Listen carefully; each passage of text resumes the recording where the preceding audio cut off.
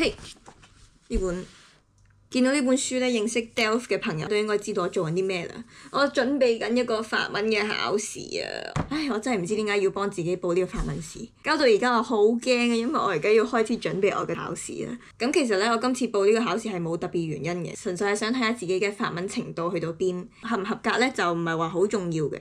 但係佢好貴，咁我就希望自己會合格。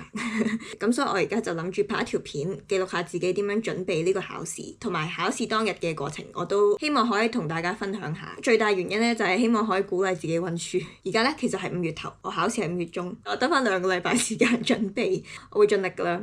唉，有啲擔心啊！死啦！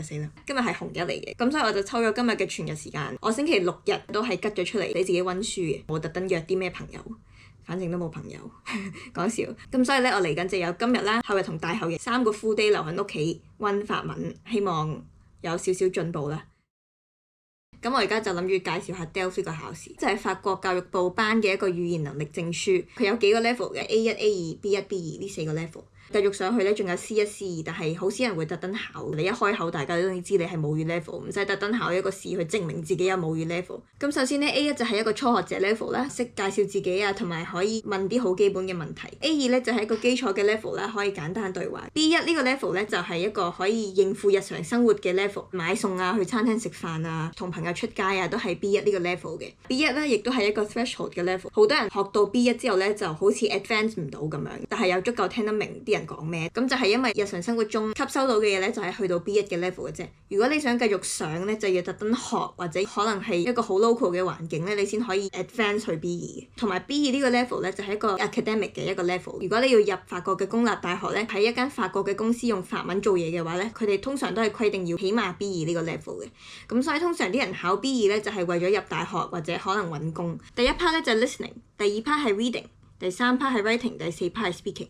咁頭3 part 咧就係全世界一齊考嘅，第4 part 咧就1對1咁考。滿分係100分，50分係合格啦。50分之餘咧，你每一 part 都要起碼有5分咯，即係你唔可以 reading writing 滿分，然後 speaking 0分咁樣。DELF 個考試咧大概1個月有1次嘅。9月開始我 pair 嗰陣咧，我一路都同自己講一定要考 B2，一定要考 B2。因為我今年做我 pair 咧，其實真係日日都聽緊法文，都圍繞住法文生活。接小朋友嗰度我都有同其他 babysitter 用法文傾偈嘅。我覺得今年我對法文嘅 exposure 都幾大，可能我而家嘅法文就係我人生最勁嘅一個 period 啦。我 pair 6月就完，去到而家5月，我先的起心肝要考呢個 B2 嘅 exam。同埋另一樣嘢咧，就係 DELF 呢個考試咧，其實係終生嘅。B2 你合格嘅話咧，你成世人都係有 B2 呢個程度噶啦。咁例如我而家考完 B2 之後，我30年後翻嚟法國揾份工，我都可以有 B2 呢個 level， 證明到我係識法文。咁所以咧，我就諗住趁而家考咗呢個 B2，咁我就可以成世都唔使再考法文啦。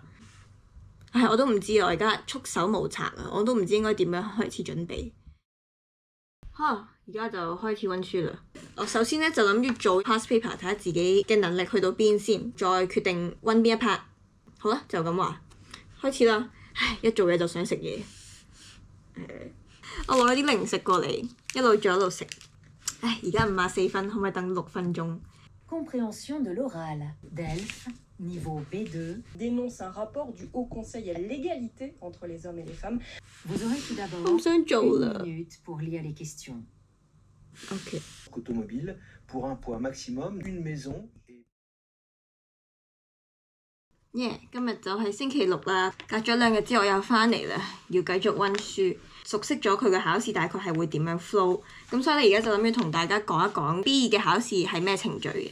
咁 listening 就會聽3段嘢，2長，一 part 就係短。長嗰個咧就大概係一個5至8分鐘嘅錄音，就可以聽2次嘅。通常咧都係一個類似資訊性嘅 radio 或者訪問。咁最後細 exercise 通常就係短啲，大概1-2分鐘。呢個就淨係可以聽1次嘅啫。咁如果你聽唔到嘅答案，你就GG 啦，佢就好仁慈嘅，都係 multiple choice。咁開始 listening 考試之前咧，就會俾大概1分鐘嘅時間，你可以睇題目嘅問題嘅順序咧，就係你 recording 嘅順序嘅，大概知道你段錄音係講啲咩，圈低啲重要字眼啦。multiple choice 就要睇清楚佢哋3個有咩分別先，好過你聽完之後咧，再慢慢研究佢有咩分別。咁 reading 嗰度就有2大篇文加一個細 exercise 嘅，嗰2篇文咧都係差唔多長㗎，都係成版紙咁長，所以一打開嗰份卷咧就會覺得哇好難啊。咁但係佢俾你嘅時間都 OK OK 充裕嘅，但係你又唔可以睇得太慢喎，因為你要時間答問題嘅。同 listening 一樣啦，就係睇啲題目睇咗一次先，大概知道呢篇嘢係講咩之後咧，就睇嗰篇文啦。當然啦，就係要 highlight 好重要嘅字眼。但係另一樣嘢我會 highlight 嘅咧，就係篇文嘅任何名字，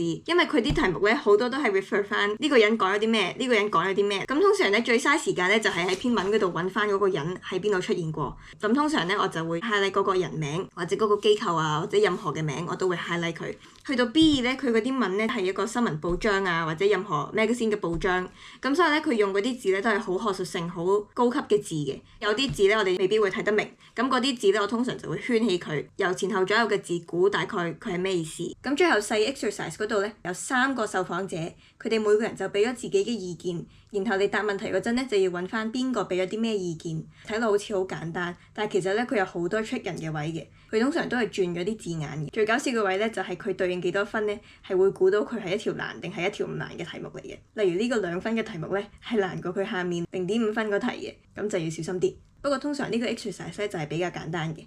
去到第3 part 啦，就係 writing 就好廣泛嘅，好普遍嘅一樣嘢就係寫信啦，另一樣嘢就係寫小 argumentative essay， 但係大部分咧都係寫信。最普遍嘅寫信咧就係寫俾市政長 let 個咩，第二個可能就係寫俾 manager 嘅一封信啦。法國人好中意投訴咧，咁有時就係寫投訴信啦、道歉信啊或者讚人嘅信啦。其實學咗一個 format 之後咧，嚟嚟去去都係差唔多噶啦。純粹係 formal 嘅信要好 formal 啦，唔 formal 嘅信要好唔 formal。如果佢係考你寫 email 俾朋友嘅，咁你唔可以話尊貴的朋友你好，寫落好似好奇怪咁。我而家講寫信先，係要寫自己地址同收信人地址同埋一個 title 嘅。呢一堆咧其實係唔計落個字數嗰度嘅，但係你一定要寫落去。尤其是如果你係寫一個法國嘅地址咧，記清楚你一定要寫嗰個 postal code， 然後個 postal code 咧係要 make sense。例如巴黎咧就有20區啦，75001至75020。如果你寫咗75035咁樣就好奇怪，postal code 錯咗咧，咁我覺得個印象就可能會冇咁好啦。總之係一個有效嘅 postal code 就得啦。第一段咧通常就係解釋我寫呢個 letter 嘅目的係啲咩。咁第一段就係第一個 point， 第二段就係第二個 point， 第三段第三個 point。咁 conclusion 嗰一段大概每段一句咁樣咧，就喺下面寫翻你到底你講過啲咩。去到結尾咧就有一段嘢係我建議大家背嘅，因為呢個係一個好正式嘅 formal letter 嘅完結。咁所以如果你寫咗呢句咧，個考官就知道你識啦。大概咧就係要寫250字，其實每段咧都係寫50至60字嘅啫。寫太短就一定唔得啦，不過你寫太長就更加唔得。你係要夠精簡，你唔可以寫太多嘢。除咗你寫嘅內容之外咧，你嘅連接詞啊、你嘅 tense 啊都好重要嘅，因為你嘅連接詞咧係 show 到你嘅 level 啦。如果我成日都講然後咁啊，好明顯我係一個唔識法文嘅人啦。tense 都好重要嘅，因為如果你全部都係用 present tense 啊、past tense 寫嘅話咧，只不過係 B1 嘅 level 嚟嘅啫。例如 subjunctive 係 B2 係好重要嘅。subjunctive 係一個好奇怪嘅 tense， 如果你喺篇文嗰度用到 subjunctive 咧，其實就好勁噶啦。就算你可能串錯，但係你起碼表現到你有嘗試過用唔同嘅 tense， 都好過你成篇文淨係 present tense 同埋淨係 past tense。寫一篇有禮貌嘅文咧，記住要用 conditional tense。想要求退款嘅話咧，如果你寫 I want to refund 就唔係咁好啦。咁通常咧就會寫 I would want、I would like 咁樣。我覺得用唔同 tense 真係好重要，證明到你識點樣用法文有禮貌咁樣問人嘢嘅。係啦，呢個就係 writing 我有嘅建議。咁而家咧就講最尾一 part 就係 speaking。B2 嘅 oral 咧，你就會喺15條題目裏邊抽2條，你就2條都睇，然後就揀1條嚟答。揀咗一個之後咧，你就有30分鐘嘅時間可以準備，然後咧你就有20分鐘嘅時間考試。考試咧就係分2 part 嘅，第一 part 咧就係你 present 你自己寫咗啲咩啦，第二 part 咧就係同個考官 debate 嘅。咁而家咧就講下考試嘅第一 part。即係你演講嗰 part，你抽到嗰一題咧，會係一篇類似新聞報章或者一個雜誌報章嘅一小段嘅。首先咧，當嗰個考官冇見過呢篇文，然後就同佢講話呢篇文係嚟自呢個報章，係呢一日出版同埋邊個人寫嘅。頭一句，我覺得第一句好重要嘅就係呢句啦。然後最緊要咧就係要 summarize 呢篇文，一樣啦，就係當個考官冇睇過呢篇文，同佢講話呢篇文講咗啲咩。講完呢篇文之後咧，同 DSE 一樣啦，就係要定義。如果你篇 article 係講關於 social media 嘅話咧，你就要定義 social media， 就當個考官唔知咩係 social media 咁樣同佢解釋咩係 social media。介紹完定義完之後咧，到自己亂噏嘅時間啦。咁佢係冇框住你話要講啲咩嘅。咁你可以講個人意見啦，你可以講你自己嘅個人經歷啦，你可以講大眾對呢個題目嘅見解啦，或者你可以講任何嘢嘅。總之我就覺得你起碼講到5分鐘就得。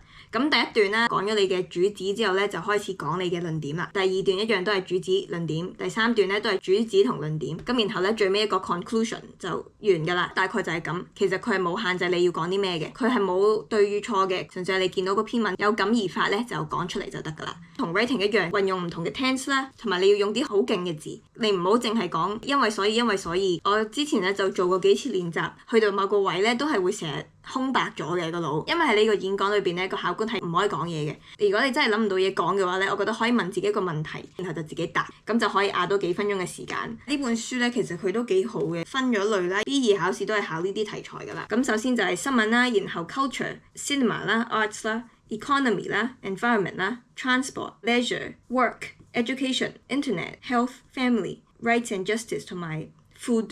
呢啲咧就係 B2 好常見嘅題目。當然你唔知你到時考試係邊一題啦，同埋到時都係要抽㗎嘛。咁如果你喺呢啲 theme 裏邊咧，每個 theme 都記到幾個好勁嘅 vocab 咧，個考官就會覺得哇你好勁。佢呢度咧都有個 list of 連接詞你可以用。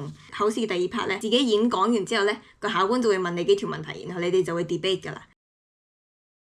我覺得 speaking 最罩忌就係你個樣好冇信心咧，個考官就會覺得你唔識啦，咁然後唔會俾高分你。咁但係如果我覺得你個樣有信心，或者你少少口咧，可能對個考官嚟講佢就會覺得你OK 喎咁樣，然後俾高分啲你。Speaking 我覺得唯有就係可以日常生活中講多啲法文，或者同多啲人嗌交，咁你先可以進步嘅。其實可以溫嘅嘢咧，唔係話特別多咯，因為我覺得去到 B2 呢個 level 係真係好睇你識唔識咯，即係你識就識，唔識就唔識，你唔可以喺一個月內突然間由 B1 變咗 B2。我而家咧就諗住每一 part 逐 part 拆出嚟咁溫，就唔會好似做 past paper 咁一次過做晒嘅。我而家得返2個禮拜嘅時間，希望足夠我準備呢個 B2 嘅考試啦。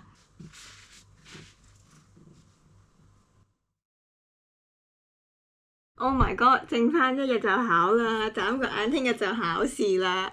我係嗰啲考試之前會好緊張嘅人啦，咁所以我覺得今晚瞓唔着。呢本書咧睇完之後咧，我係有參考過佢哋嘅 introduction 同 conclusion 嘅。咁因為呢啲我覺得係可以背一個 universal 嘅答案，套落任何一條題目度，增加咗我好大嘅信心啊！佢呢度咧係有99個 topic，佢嘅 topic 都好廣泛。有時咧就得閒冇嘢做咧，或者屙屎啊真係，都好似開盲盒咁樣咧，一有時間就開一頁，然後就睇下今日係咩 subject， 然後就做。呢個就係我嘅考試練習啦。咁然後咧我就準備咗呢本書咧，其實係我朋友嘅，唔係我嘅。呢度寫咗佢個名，因為呢本書其實有少少淺，佢啲寫作咧就唔係好似 DELF 考試咁樣要寫封信。呢本 workbook 好咧，係佢有好多閱讀理解嘅題目。雖然佢啲閱讀理解咧就係比真實嘅考試簡單，但係咧我都覺得幾好嘅，因為佢呢度啲 article 咧都係有啲似考試嗰陣會見到嘅 article。咁除咗呢2個之外咧 ，writing 咧就做咗好多準備嘅，我就冇任何書啦。咁但係咧，我就日日都有上網揾一條題目出嚟，逼自己寫一封信。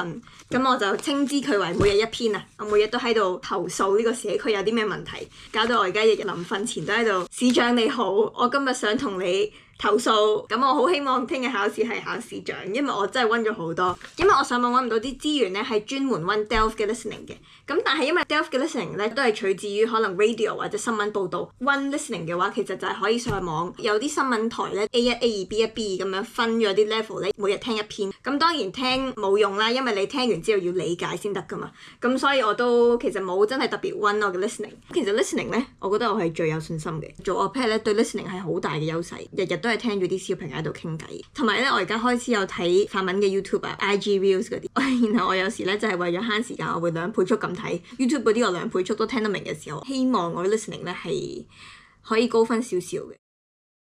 我覺得咧大致上都準備好㗎啦，好希望我合格啦，好希望我合格，同埋我合格你希望我高分啦，但我又唔想俾咁大壓力自己。每次寫信同埋做 oral 咧，其實我都有寫低我自己講咗啲咩嘅，我亦都會 highlight 自己嘅錯。咁所以我今日咧就唔寫一篇新嘅信，亦都唔開一個新嘅 oral topic 啦。我今日咧只係會溫我之前錯過啲咩，有啲咩 grammar 嘅錯，或者我串錯啲咩字，希望可以記晒我之前錯過嘅嘢咧，聽日就會成功㗎啦。加油埋，今晚就可以放鬆啦，可以 hea 啦，可以 chill 啲啦，唔使再咁大壓力啦。溫埋佢之後咧，就考試見。